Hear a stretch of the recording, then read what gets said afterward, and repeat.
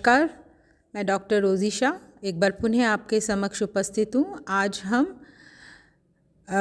Second year के first paper में प्रश्नावली के संबंध में जानेंगे। सबसे पहले मैं आपको प्रश्नावली की परिभाषा एवं अर्थ बताने जा रही हूँ।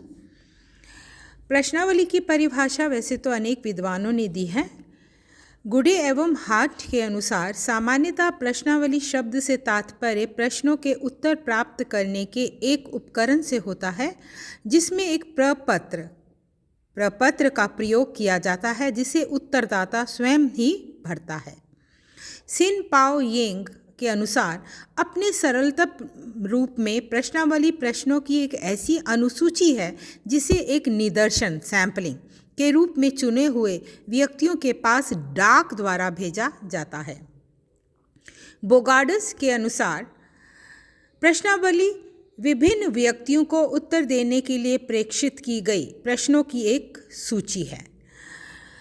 इसके अतिरिक्त भी अनेक विद्वानों ने प्रश्नावली की परिभाषा दी है। पोप लिखते हैं कि एक प्रश्नावली को प्रश्नों के एक समूह के रूप में परिभाषित किया जा सकता है, जिसका उत्तर सूचनादाता को बिना एक अनुसंधानकर्ता अथवा प्रमाणक की व्यक्तिगत सहायता के देना होता है।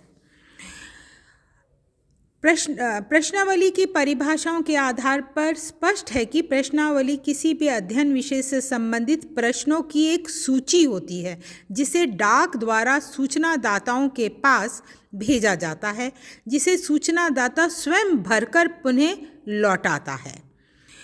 प्रश्नावली की विशेषताएं जानिए कौन कौन सी हैं।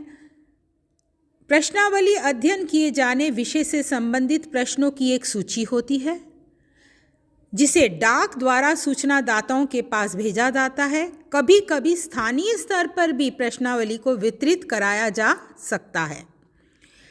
सूचनादाता प्रश्नावली को स्वयं भरता है। प्रश्नावली का प्रयोग विशाल एवं विस्तृत क्षेत्र में फैले हुए सूचनादाताओं के लिए किया जाता है। प्रश्नावली में प्रश्न सरल और स्पष्ट भाषा में लिखे जाते हैं और प्रायः ये प्रश्न प्रेरणादायक होते हैं। प्रश्नावली का प्रयोग केवल शिक्षित सूचनादाताओं के लिए किया जाता है। प्राथमिक सूचना संकलित करने की ये एक अप्रत्यक्ष विधि है।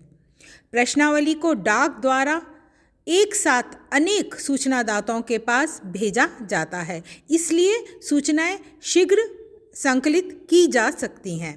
प्रश्नावली को सूचनादाता भरकर डाक द्वारा ही लौटाता है, लेकिन कभी कभी स्थानीय लोगों से इसका संग्रह व्यक्तिगत स्तर पर भी कराया जा सकता है। अनुसंधानकर्ता सूचनादाता के समक्ष नहीं होता, क्योंकि सूचनादाता स्वयं इस प्रश्नावली को भरता है। इसलिए सूचनादाता निसंकोच अनेक गुप्त और आंतरिक सूचनाएं भी प्रश्नावली में दे देता है। A.L. बाउले ने अपनी पुस्तक एलिमेंट्स ऑफ स्टैटिस्टिक्स में प्रश्नावली की कुछ विशेषताएं बताई हैं। उन विशेषताओं को भी मैं आपके साथ साझा करने जा रही हूँ। पहली, बाउले के अनुसार तुलनात्मक दृष्टि से प्रश्नों की संख्या कम होनी चाहिए। दूसरा, ऐसे प्रश्नों को सम्मिलित किया जाना चाहिए जिन प्रश्नों के उत्तर हाँ अथवा नहीं में दिए जाते हैं। तीसरा, प्रश्न सीधे, सरल तथा एक अर्थ वाले होने चाहिए।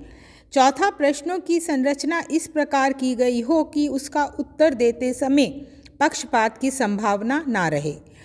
इसके साथ ही उन्होंने बताया है कि परीक्षात्मक प्रश्न नहीं होने चाहिए। प्रश्न यथासंभव एक दूसरे की पुष्टि करने वाले होने चाहिए। प्रश्न इस प्रकार के हों जिससे इच्छित सूचना प्रत्यक्ष रूप से प्राप्त की जा सके।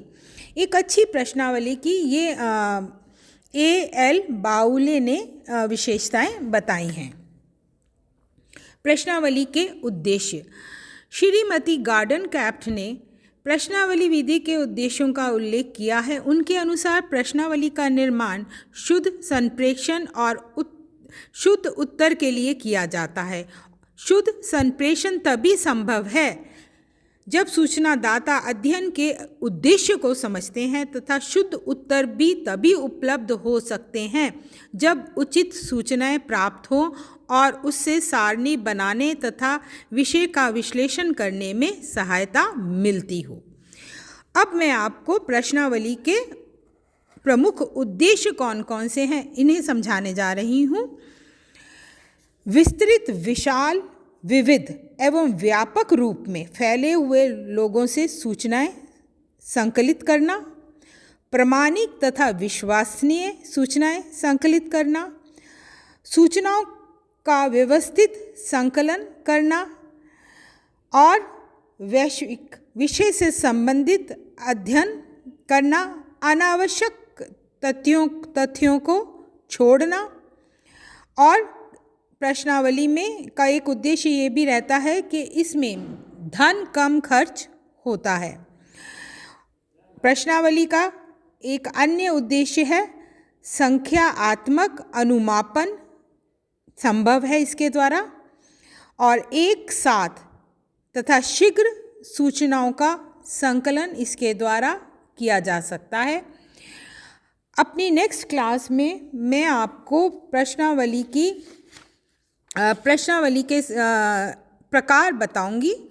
धन्यवाद।